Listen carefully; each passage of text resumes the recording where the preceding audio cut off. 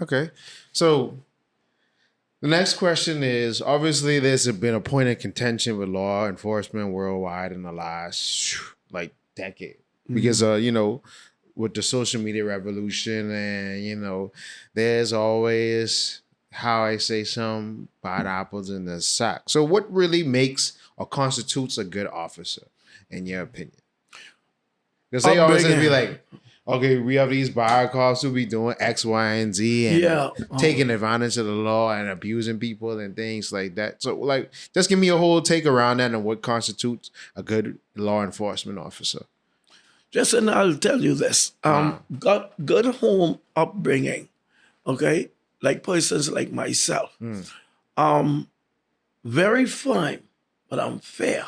mm, A lot of times I see people commit offenses, and rather them being arrested for it, mm, I evaluate them, especially minor offenses. mm, You know, um, uh, I'm in the mobile division. mm, If I stop a vehicle, there's a group of young men. I could look and become judgmental based on their actions after the stop. mm, So I reevaluate their response mm, based on my stop to them. mm, You give me a good attitude, then I always come up with a good attitude towards any individual. mm, It is up to them how they present themselves to me as officer, mm, questioning them, and then doing a name search. I call the police control room.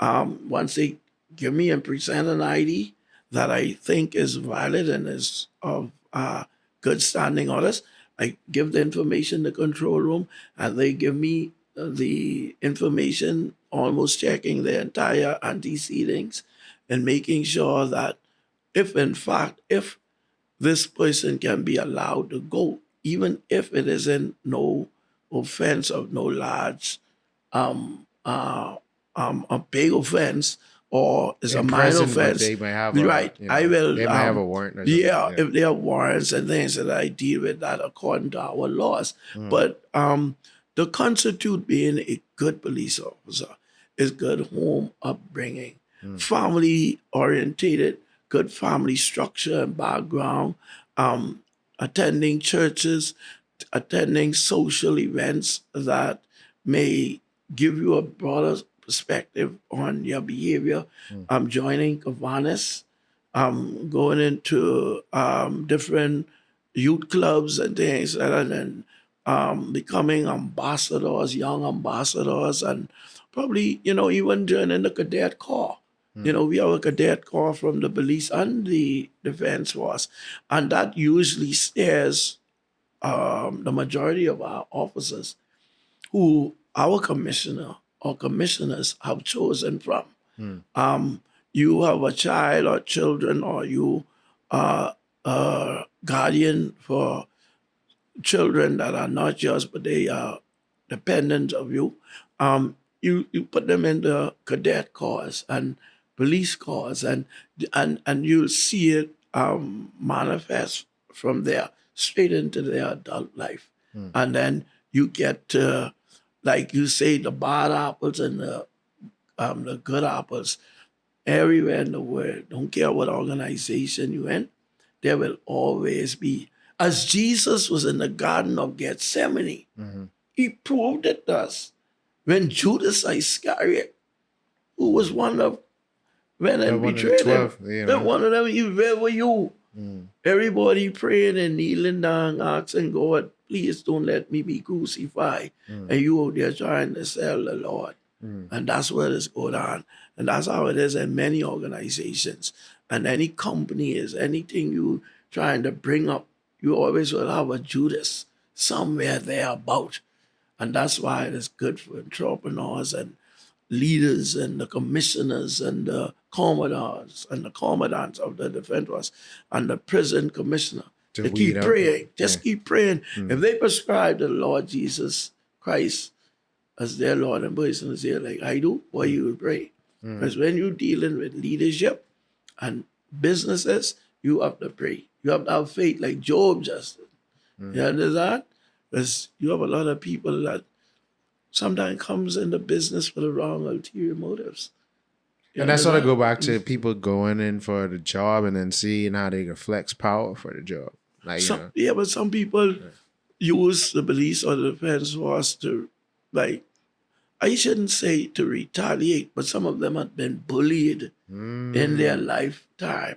Some of them watched their mothers and their fathers too, are taken advantage of by wives or mothers or the female counterparts. There's a lot of complaints I went to, and I watched men being taken advantage of. And God knows sometimes I just feel that for them. But, I call a spade, and I be fair across the board. And I make a judgment whether it was the right one or close to the right one, but I make one where I can see fairness and both sides can understand my reasons for my actions once I am called to deal with complaints and matters. But a lot of men in this country are being abused verbally and physically too. Emotionally, I think the men suffer way more than the women. you think so? Yeah, man. I mean, with the domestic violence cases, and then a lot of, because there's been reports, like I tell you, like I work at a news station, so Right. hearing the whole reports, I think in the last month there were reports with a serial rapist going around in Freeport, or in Grand Bahama at large, Right. or whatever, and then a lot of cases of domestic violence not being reported. I wouldn't say necessary to men. But I understand what you're saying, because their complaints aren't taken seriously. Like, ain't no criminal I action. will say this. And I want to be fair, and I don't want to sound biased of that against the women. A lot of the men do what they do because they are crying out. They don't know who to turn to, who to trust. Men have egos such as, if I go to the police and I report this woman, you look at me Like less than a man or a punk, or this sissy, so to speak. Oh, why he can't deal with his own affairs? Look at him, he big and he's strong. Sometimes the men try to walk away. So what they do, they get involved with other relationships, and it causes them to become abusive to the woman who abused them verbally or indirectly because of certain things they both may have wanted to start, like a business, a family, or even as simple as you go to your church, I go to my church. My child ain't going to this school because I ain't got no money to pay for him to go to that school. Well, anyhow, let him stay home with his Grammy. Big problem. And then, it isn't like all of the men and women work together, because to the women, I think they think that the man is just trying to get away. But if the men really be fair to themselves and the women, then the men wouldn't be as abused and not be recognized as if when a woman is abused and it is recognized. Men abuse is not always taken into consideration. I mean, I don't think it ever is, because if it ain't like fatal or close to being fatal, Right. like, It doesn't merit anything. yeah. A man comes to the station and he reports a matter.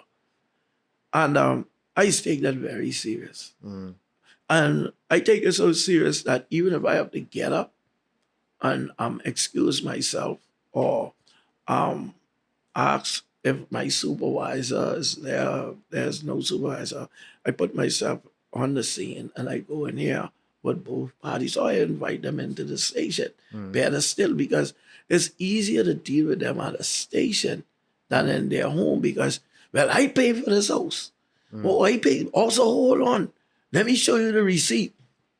Here we go again. The man feels belittled. He may not have paid or found the house, but if you look at the amount of money is and his time that he has contributed, but then it is never looked at, so to speak. So they turn into acting out in a physical realm or situation.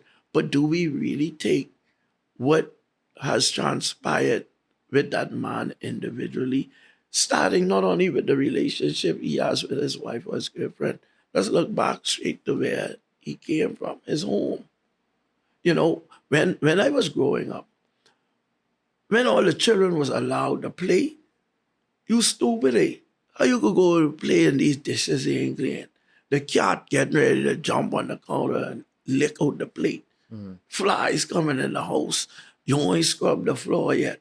Back then I had to scrub the floor. We had a wooden floor. We had a screen with ball up and we had to suds the floor. I had to scrub. And you couldn't play. You children in the middle of the road playing roundings or bat and ball, we used to call it. Shoot, man, you can't do nothing unless your work has been completed. By the time it's that, the sun then down. You understand? And that was one of my reasons too. I was glad enough to join the police force and make it a career. And not only a career, it has taught me many values to this day. It has taught me many values. That's what took me straight into Jongunu, and I take Jongunu so serious.